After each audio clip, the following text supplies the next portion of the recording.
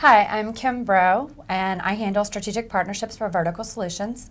And I'm here today with our EVP, Chris Brannock, to talk about our field service solution, V-Service Management.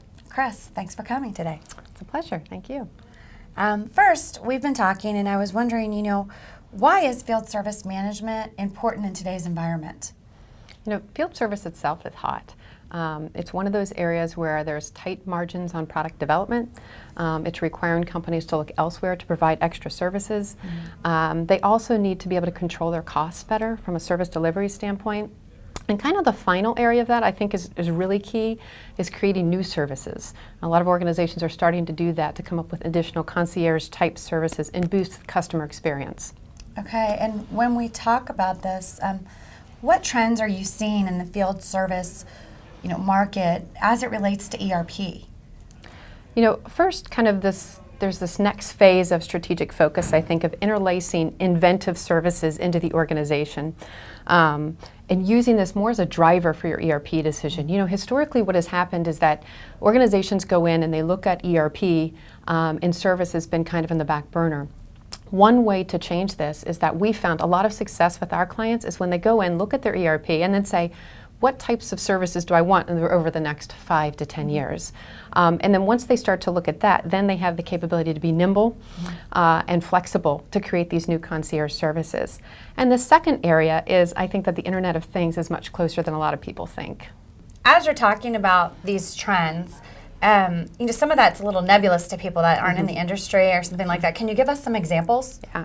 A couple of examples would be of these interlacing of inventive services would be things like perhaps you have an aging workforce and you want to offer something like live streaming video for your more inexperienced engineers.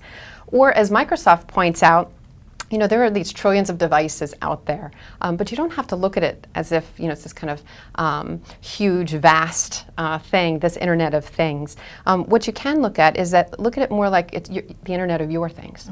So your devices, your sensors, and all within your ecosystem of partners and dealers and that type of thing. So not just necessarily within your own organization, but across your sphere of influence. The Internet of Things you mentioned, and this has become an increasingly hot topic across the industry and pretty much just across the board. How do you see, or how is Vertical Solutions addressing this? The interesting thing about the Internet of Things is it has been around for a number of years, and people have been talking about this for quite a long time. However, I would say over the past year or so, it's become increasingly essential for organizations. We find it specifically in areas like manufacturing and healthcare, which are two big vertical markets for us. Partnering with Microsoft and their technologies, the Microsoft Cloud, their ERP solutions, et cetera, and all their other partners enables us to kind of make this real, make it more tangible for organizations, and it enables them to kind of tap into this uber-connected world. If you look at it again from kind of a personal type standpoint, within your own ecosystem of players, using kind of things like your own devices and familiar surroundings, et cetera. The bottom line is that we all hold pieces of the puzzle. With Vertical Solutions, we're in the field service space, so field service is our puzzle piece, where we might work with a vendor who's very familiar. They may just be a consulting firm, but they may have a lot of experience within that client space. So we may be able to, together, all of us, Microsoft, all the partners, and us, actually change the way proactive customer service is looked at. As you talk about the puzzle and how it fits together, what is the bottom line? I mean, are you seeing a convergence of customer service and field service, or are they still pretty separate?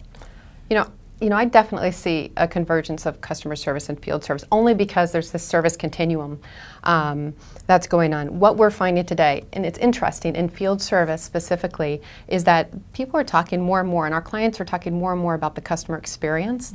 And again, seems like something that was a little bit intangible, but I do feel like today, when organizations are talking about customer experience, I'm talking about things like this video streaming from the field, all this, connecting these different components with the Internet of Things within an organization, all of these kind of puzzle pieces fitting together to create a better customer experience is definitely something that is also kind of pulling together the different components of service, customer service and field service.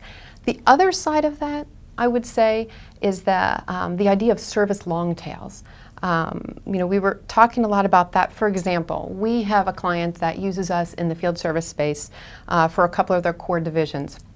And they had an opportunity to provide service in something like facilities management.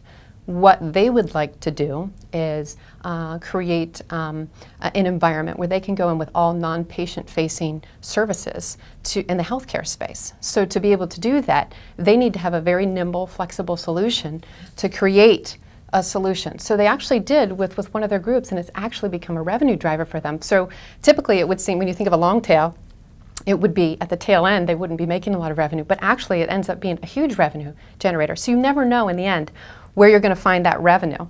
So I would say that's another area of the kind of convergence of the two.